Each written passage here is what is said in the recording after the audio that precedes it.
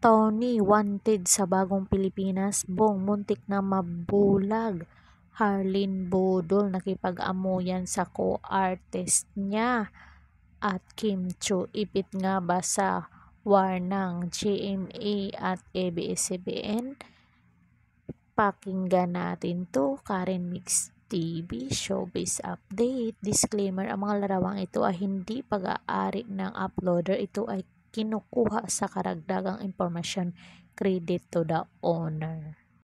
Tony wanted sa Bagong Pilipinas Rally. Kick-off rally ng Bagong Pilipinas sa Quirino Grandstand sa Lunita kasama sa listahan ng performers sina Andrew A. Jose Manalo, Wally Bayola, Rita Daniela, Igis, Ronil Yang, Agsunta, Skostakli, Kenchan, Geneva Cruz, Florante, Plitora, Fortet, Impact, Papert, Bernadas, Julia Serad at Princess Very. Karamihan sa mga nag-perform ay dati ng BBM supporters na tumulong noon sa kampanya ng Pangulong Bongbong Marcos.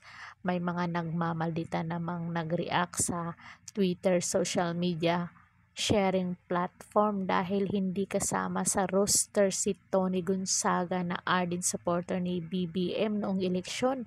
Ikinukunik naman ng ilang mga mahadera ang non-inclusion na tinaguri ang unbothered win sa roster sa pagre-resign ng Mr. sa gabinete ng Pangulo.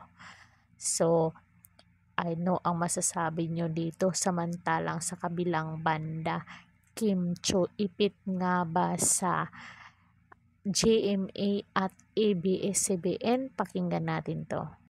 Kim ipit sa network war.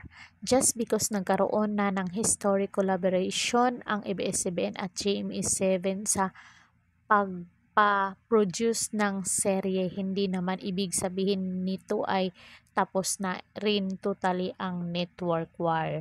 Bagamat magandang senyalis na nakakatawid na ang Kapamilya Star sa Kapuso Network at vice versa sa paggawa ng mga proyekto, mananatili pa rin kasing nakasalalay ang kapalaran nila sa tahanang nagpapala sa kanila. Masasabing may bintahi ang kompetisyon dahil hamon ito sa TV producer para pagandahin pa ang kalidad ng kanilang show. Ito rin ang dahilan kung bakit patuloy na naglalabas ng resulta ng rating ang marketing data research at analytic firms tulad ng Kantar Media at EGB Nielsen ng mga nagbabanggaang TV show. Samantalang sa kabilang banda, Harleen Budol nakipag-amuyan sa kapwa artista. Totoo kaya to? Pakinggan natin. Harleen nakipag-amuyan ng hininga sa kapwa actress. Isa si Harleen Budol sa bagong cast ng second season ng Walang Matigas na Pulis sa Matinik na Misis na pinagbibidahan ni na Senator Bong Revilla and Beauty Gonzales. Tuwang-tuwa raw siya talaga na makasama sa show na ito. Tuwang-tuwa po ako nung nag-first taping day po ako as Mia. Ganon din po kay Miss Beauty nang magkita kami sa GMA Gala niya ni Harleen. Nang magkita raw sila, that time ay bineso raw siya ni Beauty at nag-alala nga raw siya na baka nabahuan ito sa hininga niya. Sobrang kalog niya ho. Akala ko mababahuan man lang siya sa hininga ko. Ganon, grabe siya magbeso ba. Alam nyo, yung beso niya parang langhap na niya lahat ng hininga ko ng gabing yun. Kwento ni Hipon Girl. Bilang nakainom na raw siya that night, syempre ay baka raw hindi na babango ang kanyang hininga. Syempre medyo inom-inom na ho ako noon. Sabi ko, hala, baka masabi siya sa hininga ko, say pa ni Harleen. Kaya naman sobrang proud daw niya na yung mga dating pinapangarap lang daw niyang makasama ay nakakaamuyan na niya ng hininga. Sa kabilang banda, Senator Bong Revilla muntik nang mabulag.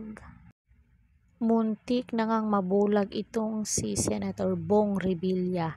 Reveal sa Grand Diakon kahapon na walang matigas na pulis sa matinik na Mrs. Season 2 na nagkaroon pala ng aksidente sa mata ang bidang si Senator Bong Revilla last December. Ito'y habang nagtitiping na sabing weekly action comedy series. Si A.G. Falcon ang unang nag-open up ng nangyari na inihingi naman niya ng permiso kay Senator Bong Revilla. Aniya ay sobrang humanga siya sa aktor politiko na pagkatapos dalhin sa ospital ng araw na yon, sa halip na magpahinga ay bumalik pa sa taping. Kaya naman nagtanong kay Senator Bong ang detalye na nangyaring aksidente at ikwinento naman niya ito. Aniya ay si Beauty Gonzales ang kaiksena niya at that time.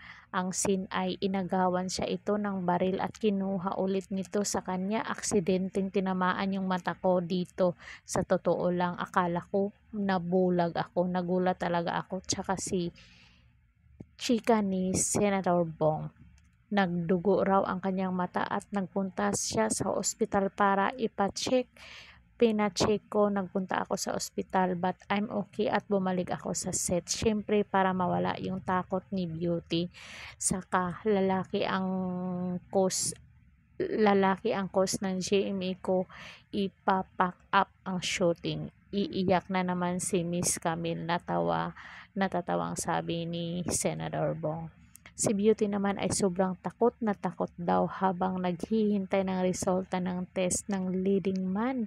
Ang nangyari kasi ay pumasok ang kamay niya sa mata ni Bong Revilla. So kung nagustuhan nyo ang reaction or video ito guys, comment kayo para mabasa natin ang inyong mga naging pahayag. Karen Mix TV, please like, share, comment, and subscribe. Paki-ring bell all niya ako para ma-update kayo at ma-notify kayo sa ating mga latest video. Hanggang sa muli and God bless us all. Thank you so much.